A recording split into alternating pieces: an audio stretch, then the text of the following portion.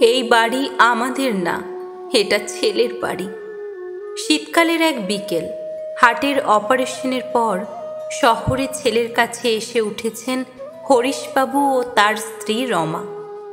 Doctor এখনো বিশ্রামে থাকতে বলেছেন, ওষুধ চলছে নিয়ম করে।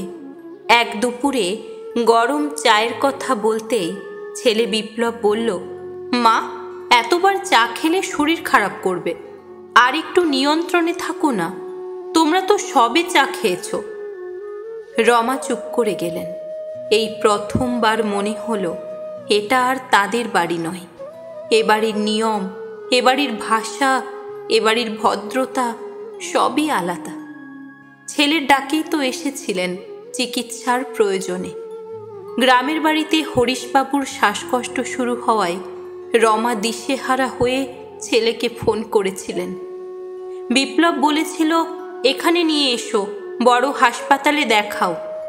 কিন্তু যখন জানতে পারল খরচ অনেক বেশি, তখন বলল, মা, পুরো খরচ উঠবে তো?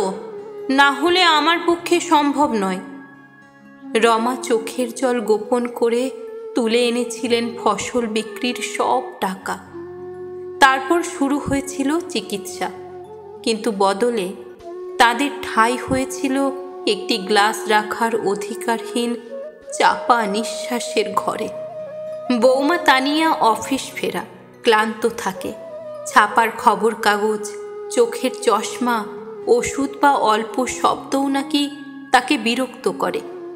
তাই হরিশবাবুর কিছু রাখতেই বারণ। ড্রয়িং রুম পরিষ্কার থাকা চাই।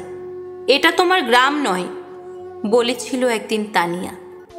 রমা তখন ভেবে দেখেন, এই ঘরে কোথাও তাদের ভালোবাসার ছাপ নেই।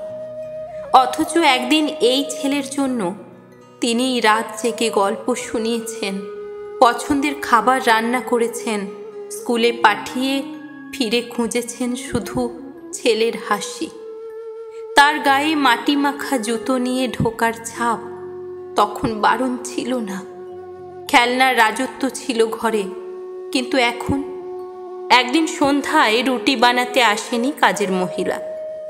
রমা জানতেন হরিশবাবুর ডায়াবেটিসের কারণে তাকে খালি পেটে রাখা যায় না। তিনি চুপচাপ রান্নাঘরে ঢুকে খুন্তি ধরলেন। কিন্তু পরদিন তানিয়ার ধমক শুনতে হলো, আমার অনুমতি ছাড়া রান্নাঘরে হাত দাও কেন? তানিয়ার কিছু বলার প্রয়োজন পড়ে না, বিপ্লব সব বুঝে যায়।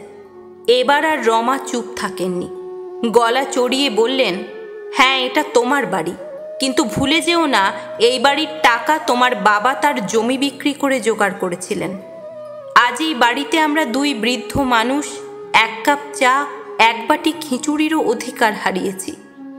ছোটবেলায় তোমার খাবারের বায়নায় আমরা কত রাত না খেয়ে ঘুমিয়েছি। আজ তুমি আমাদের দুজন মানুষকেও সহ্য করতে পারো না। তানিয়া হয়তো পাশের ঘরেই ছিল, বেরিয়ে এলো না। বিপ্লব স্তব্ধ, মুখে কথা নেই। আমার এখন আর কিছু বলার নেই। রমা বললেন, তোমার চাচাকে ফোন করে দিয়েছি, আমরা দুপুরে গ্রামে ফিরে যাব। তোর বাবার চিকিৎসা আমিই করাবো, যেমন করে হোক। এই বাড়ি তোমাদের জন্যই ভালো, কিন্তু মনে রেখো, যাদের না থাকলে আজ তোমার এই ঘরই গড়ে উঠত না, তাদের কাছে ঘর মানে চার দেওয়ালের বেশি কিছু, আর সেটা না থাকলে মনটাও খালি খালি লাগে। দুপুরে ছোট গাড়ি এসে থামল। রমা আর হরিশবাবু তাতে চেপে বাড়ি ফিরলেন, তাদের নিজের বাড়ি, যেখানে তারা নিজেদের মতো বাঁচতে পারবেন, ছোট ছোট চাওয়া পাওয়া নিয়ে। তারা জানেন, বয়স হলে মানুষ আর নতুন বাড়ির লোক হয়ে উঠতে পারে না, কারণ মানুষ ঠিকানা বদলাতে পারে, কিন্তু সম্পর্কের ভাষা বদলাতে পারে না।